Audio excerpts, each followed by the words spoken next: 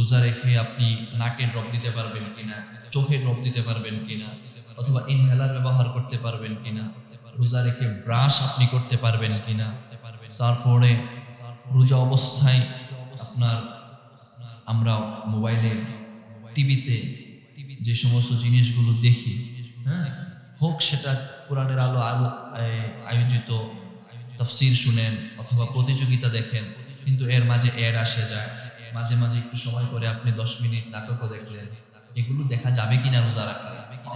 আমাদের রোজাকে কেন্দ্র করে যে মাসআলাগুলো দরকার, ওই মাসআলাগুলো জানার দরকার আছে না নাই?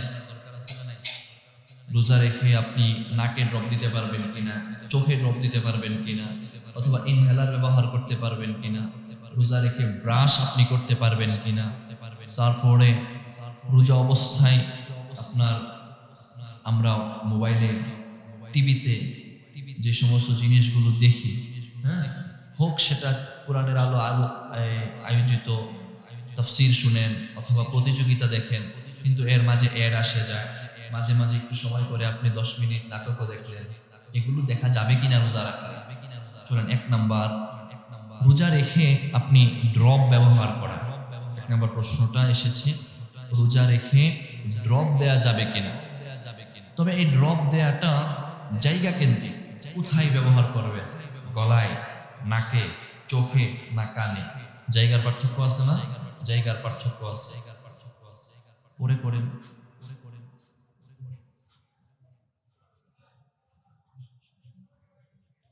এখন করলে আমাদের সবার মনোযোগ চলে যাবে, আওয়াজে নষ্ট হয়ে যাবে।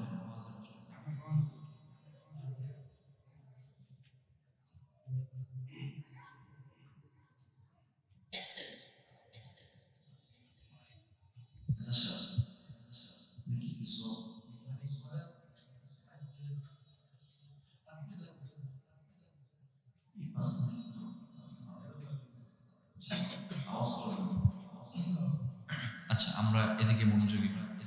প্রথম প্রশ্নটা ছিল যে রোজা রেখে ড্রপ ব্যবহার করা যাবে কিনা? জায়গার ভিন্নতা আছে, চোখ, নাক, মুখ, কান। দেখেন মুখ এবং নাক, এই দুইটার সরাসরি সম্পর্ক হলো গলার সাথে পেটের সাথে।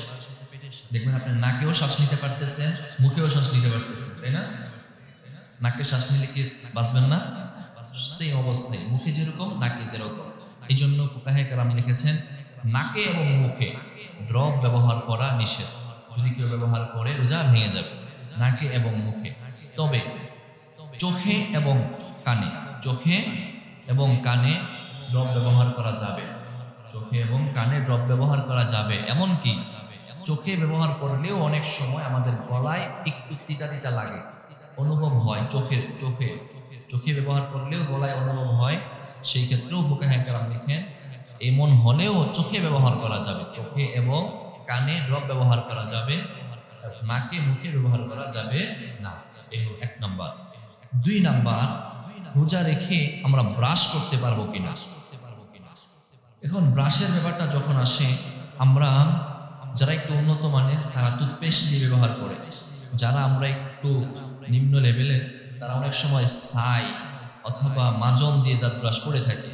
আলহামদুলিল্লাহ আপনারা ব্রাশ দিয়ে করেন, কিন্তু যারা এটা করে থাকে তাদের জন্য কথা হলো রোজা অবস্থায় পেস্ট, ছাই, কয়লা, মাজন এই সমস্ত জিনিস দিয়ে ব্রাশ করা, এই সমস্ত জিনিস দিয়ে ব্যবহার করা মাকরুহ। এই সমস্ত জিনিস ব্যবহার করা মাকরুহ। টুথপেস্ট দিয়ে যেহেতু সচেতন মানুষ, ডাক্তার বলেছে আপনাকে খাবারের আগেও ব্রাশ করবেন, খাবারের পরেও ব্রাশ করবেন। এখন আপনি ইফতারের পূর্বে ব্রাশ করার জরুরত হয়েছে, না হয় তো আপনার সারাদিনে একটা ব্যাকটেরিয়া আছে, জ্যাম আছে, ব্যাকটেরিয়া আপনার মুখে আছে, এগুলো নিয়ে তো আপনি আহার করবেন না। এখন আপনি সহসাই ব্রাশের প্রয়োজন এসেছে, তখন আপনি ব্রাশ করবেন কিনা, বিকল্প কি করবেন সেটা বলবো।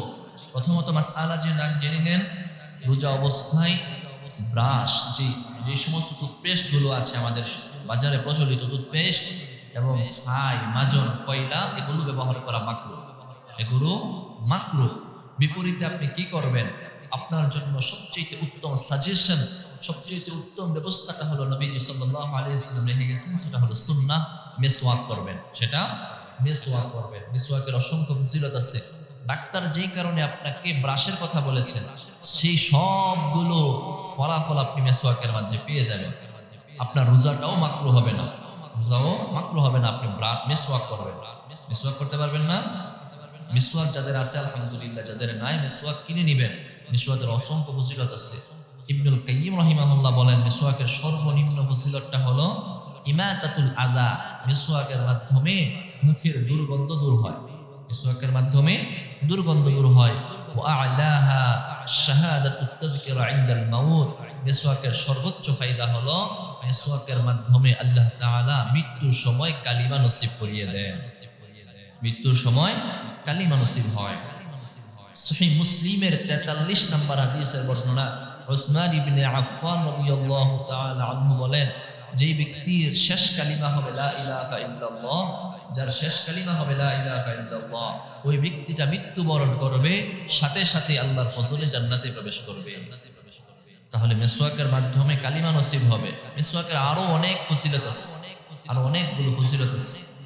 তো ইনশাআল্লাহ মিসওয়াক করব, আমরা ব্রাশ করব, রাত্রেবেলা করব, রোজা অবস্থায় করব না, কারণ এর মাধ্যমে আমার রোজাটা হালকা হয়ে যায়, মাকরুহ হয়ে যায়। 2 নাম্বার জানলাম। 3 নাম্বার, রোজা রেখে আমরা যারা মোবাইল চালাই, আমাদের বাসায় তো অনেকেরই ওয়াইফাই আছে, নেট ব্যবহার করি। মোবাইল যদি ফলের জন্য হয় সেটা ভিন্ন কথা। মোবাইল দেখা যায় অনেক সময় ফেসবুকের মধ্যে নর্তকী এসে যায়, খারাপ উলঙ্গপনা বেহায়াপনা এসে যায়, নাপাক জিনিস এসে যায়। অথবা টিভির মধ্যে কখন এক চলে আসবে, আপনি দেখতেছেন কোরআন প্রতিযোগিতা, কিন্তু 5 মিনিট পরে একটা চলে আসবে। আপনাকে বলে অ্যাড দেয় নাকি? টিভির মধ্যে বলে অ্যাড দেওয়া হয় যে ভাই অ্যাড দিতেছি, অ্যাডটা এমন অ্যাড যে নাপাকির অ্যাড, মহিলার অ্যাড, এটা বলে দেয়। সর্বোচ্চ হয়তো বলে যে অ্যাড দেওয়া হচ্ছে, কিন্তু কোন অ্যাড, না মহিলা না পুরুষ, এগুলো বলে না। তো আপনি রোজা রাইখা দেখতেছেন ভালো কিছু, তো মাঝখানে নাপাকটা চলে আসতেছে। অথবা রোজা রেখে অনেক সময় আমাদের মা বোনেরা আবার কষ্ট পায় কিনা, যে ওনাদেরকে ইন্ডিকেট করে কথাটা বলতেছি, আসলে কাউকে ব্যক্তিগত না, অনেক সময় আমরা ব্যক্তিগতভাবে অবসর সময় কাটাইতে চাই এইভাবে যে রোজা যেহেতু অবসর সময়, জোহর থেকে আসর পর্যন্ত কি করবো, অনেক লম্বা সময়টা কাটতেছে না, চলো মোবাইলে একটা নাটক দেখি, মোবাইলে একটা সিনেমা দেখি। এমত অবস্থায় আমাদের রোজার কোনো ক্ষতি হবে কিনা? সহিহ বুখারীর 1903 নম্বর হাদিসের বর্ণনা, আল্লাহর হাবিব আবু হুরায়রা রাদিয়াল্লাহু তাআলা আনহু থেকে বর্ণিত, আল্লাহর হাবিব সাল্লাল্লাহু আলাইহি ওয়াসাল্লাম ফরমান, মান লাম ইয়াদা কাওলা যুর ওয়াল আমালা বিহি ফালাইসা লিল্লাহি হাজাতুন আইয়াদা তুআমাহু ওয়া শারাবাহু।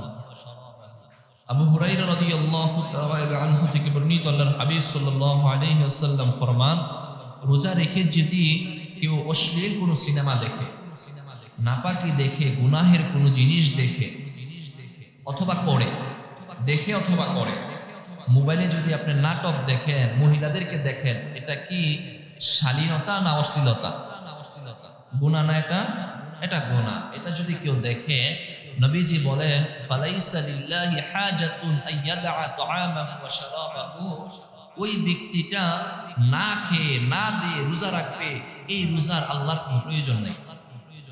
ব্যাস, এই রোজার কোনো প্রয়োজন নেই, মানে এই রোজাটা গ্রহণযোগ্য রোজা না, এই রোজাটা গ্রহণযোগ্য রোজা না। রোজা রাখছেন, আপনি ভালো কাজই করতেছেন, তো এখন ভালো কাজের মাঝখানে আবার খারাপটা ঢুকায় দিচ্ছেন। আপনি একটা ভালো কাজ করতে গেলেন, মনে করেন যে প্রধানমন্ত্রীর দরবারে গেলেন, আপনি প্রধানমন্ত্রীর দরবারে গিয়ে যদি আপনার কলও আসে, গুরুত্বপূর্ণ কল, তখনও তো আপনি চিন্তা করেন, হাই কলটা ধরে কেমন, আমি তো একটা ভালো দরবারে উপস্থিত, আল্লাহর সামনে রোজা রেখে আমি আল্লাহর জন্য পানাহার থেকে বিরত আছি, ওই বিরত থেকেও আমি অশ্লীল কাজ করি, মানুষকে বকা গালি, সিনেমা যদি দেখি, তাহলে নবী বলেন ওই রোজার কোনো দরকার নাই। সাথে সাথে আমরা অনেক সময় মানুষকে কষ্ট দেই, মানুষকে বকা দেই, গালি দেই, মানুষের হক নষ্ট করি। অনেক সময় আপনার গায়ে মাত্র একটু লাগছে, একজন আপনার গায়ে একটু লাগছে মাত্র, আপনি তাকে অনেক বড় বকা দিয়ে বসেন, যদি পারেন না আপনি ওকে থাপ্পড় মেরে বসেন। রোজা অবস্থায় সংযমে থাকা, রোজা ইমসাক, রোজাকে বলাই হয়েছে ইমসাক, মানে বিরত থাকা। যদিও বিরত থাকবেন আপনি পানাহার স্ত্রী সম্পর্ক থেকে, কিন্তু আপনাকে সকল অশ্লীলতা পাপাচার থেকেও বিরত থাকতে হবে। আমরা যেন বিরত থাকতে পারি, আল্লাহ তৌফিক দান করেন। 3 নম্বর মাসালা জানলাম, রোজা অবস্থায় এই সিনেমা, নাটক, তারপরে অশ্লীল কিছু এড, হ্যাঁ, এগুলো যদি দেখি মোবাইলে, এগুলোর মাধ্যমে আমাদের রোজা হালকা হয়ে যায়। আল্লাহ এই রোজার কোনো কামনাই করেন না। তো এইগুলো থেকে আমরা বেঁচে থাকতে পারি, আল্লাহ তৌফিক দান করেন। 4 নাম্বার, রোজা অবস্থায় ইনজেকশন, আপনার কথাটা আসবে, ইনজেকশন নেওয়া, সাথে সাথে ভ্যাকসিন, সাথে সাথে টিকা, স্যালাইন, এই সমস্ত জিনিস জায়েজ। এই সমস্ত জিনিস, ইনজেকশন, ভ্যাকসিন, টিকা, স্যালাইন, এগুলো জায়েজ। তবে রোজা অবস্থায় যদি কেউ দুর্বল হয়ে যাইতেছে, ইনজেকশনের মাধ্যমে অথবা কোনো মাধ্যমে যদি গ্লুকোজ, ডাক্তাররা বলতে পারবে এটা যদি কেউ ব্যবহার করে তাহলে সেটা মাকরুহ হবে। গ্লুকোজ ব্যবহার করাটা মাকরুহ হবে। কি জানলাম? ইনজেকশন, ভ্যাকসিন, টিকা, স্যালাইন এগুলো জায়েজ, তবে গ্লুকোজ ব্যবহার করাটা মাকরুহ।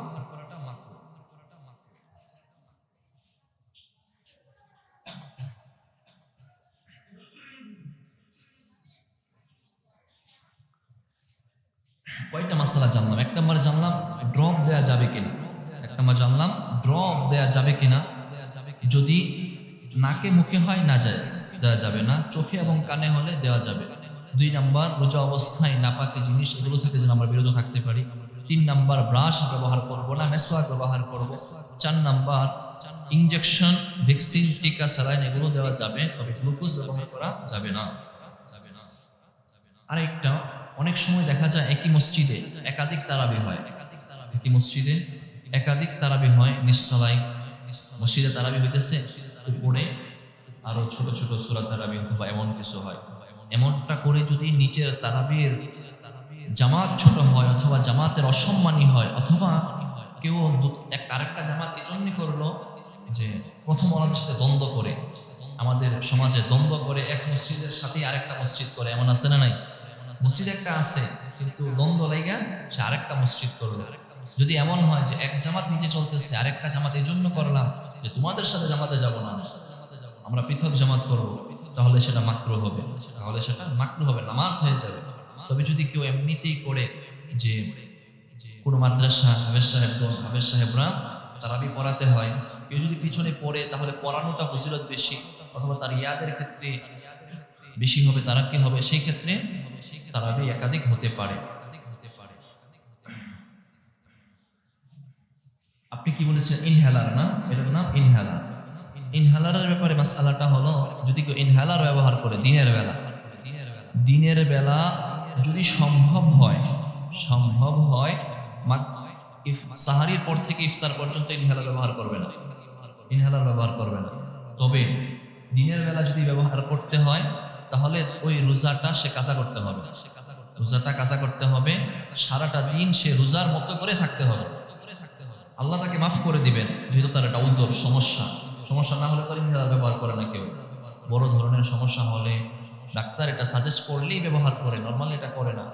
যদি কেউ দিনের বেলা ব্যবহার করতে হয় তাহলে এই দিনের পূর্ণটা সময় সে রোজার মতো করে থাকতে হবে, যে আমি রোজা দাঁড়িয়ে আসছি এমন। তবে এই রোজাটা তাকে কাজা করতে হবে অথবা কাফারা দিতে হবে, একটা রোজার হলেই চলবে। বুঝে আসছে?